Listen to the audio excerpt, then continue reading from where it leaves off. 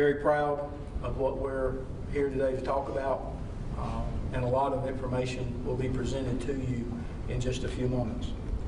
Now, today we're here to announce the capital murder arrest of Antoine Smith, 37, of Pensacola, Florida, in connection to the murders of Ryan Frazier and Joshua Carroll on October the 9th, 2020 in the Elberta community. At this time, I'm going to introduce the commander of the Major Crimes Unit, Lieutenant Andre Reed, who will give you some details and facts as they relate to this case. Thank you, Sheriff. I'll start off by talking a little bit about our victims in this case. I think as time has gone on since we started this case, that's been kind of a bit of a mystery to members of our media and the public. But our victims, Ryan Frazier and Joshua Carroll, are both from the Seattle, Washington area. They were actually here working. They're both linemen who install cable for various cable companies in the area. And so they've kind of bounced around the Southeast over the last several months, from Atlanta, Georgia, Dallas, Texas, I think maybe Houston, in Louisiana, and of course here along the Gulf Coast near Alabama. They probably spent most of their time over in Pensacola, but recently they got a new job over in Louisiana, have been working there for several weeks until Hurricane Delta was approaching. And so essentially their boss told them, hey, why don't we leave the area for a week or so and let's report back once the storm has made it through. Mr. Frazier and Mr.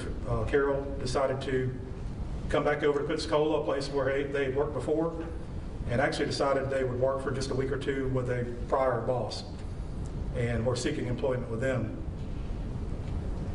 They arrived here in Pensacola on the evening of October 8th. So I believe that would be Thursday evening. They made it to Pensacola, met up with some co-workers, had a little bit of a discussion, and actually decided to go meet up with a drug associate. That associate is who we've identified as Antoine Montrex Smith. During that meeting, Mr. Smith did not follow through with his end of the bargain, and some violent encounter took place inside and or around Mr. Frazier's vehicle. Mr. Frazier and Mr. Carroll were both shot several times and left for dead on the side of County Road 95 here in Elberta, Alabama. The defendant then left. Mr. Smith left in Mr. Frazier's vehicle after taking personal items for both of our victims. What we know now, based on evidence, is that he drove around Baldwin County for some time before leaving the area.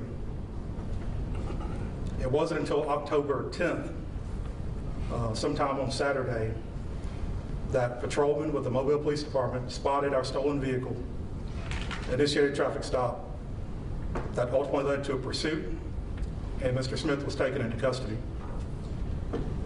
What's significant about that arrest and what took place there when Mobile Police Department caught up with him is that they seized a firearm, 9mm firearm.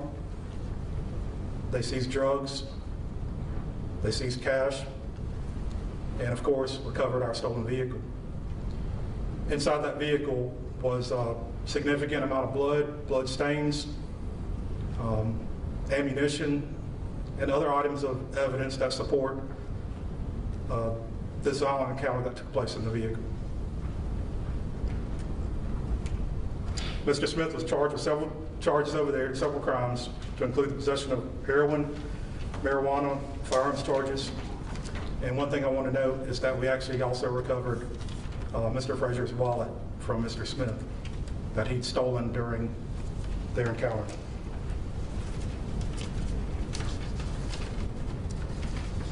I've given you some of the facts here today, and I know that we'll probably have some questions later.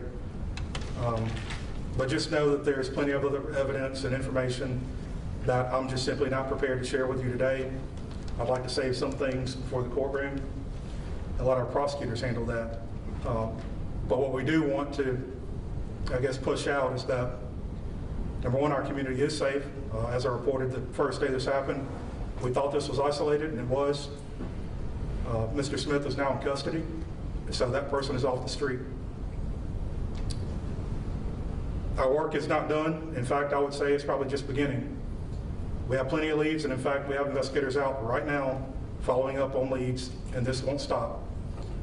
Our focus will be from here on out to work towards a solid prosecution of Mr. Smith. It's not good enough just to go sign charges. We're going to have to follow through with this and make sure that he's prosecuted and justice is served.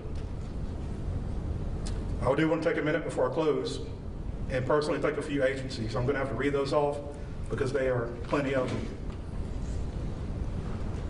First, I would say the Baldwin County Sheriff's Office. We have plenty of people that are not assigned to the Major Crimes Unit. They were out assisting with this investigation, to include our patrol division that worked overnight following up on leads for us while we took a nap. The FBI's Mobile, Alabama field office, the Mobile Police Department, in particular the officers in the 3rd Precinct, their robbery and their homicide units. The ATF, the U.S. Attorney's Office, the Mobile County District Attorney's Office, the Baldwin County Coroner's Office, and the Baldwin County District Attorney's Office.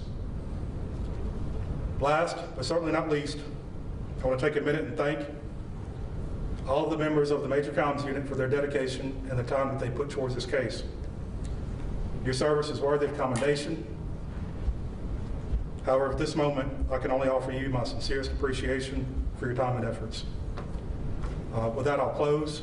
I'll offer it up to anybody else who has something to say, and what we'll do is, if you have any questions about the case, we'll save that to the end, and we'll kind of all let you ask some questions.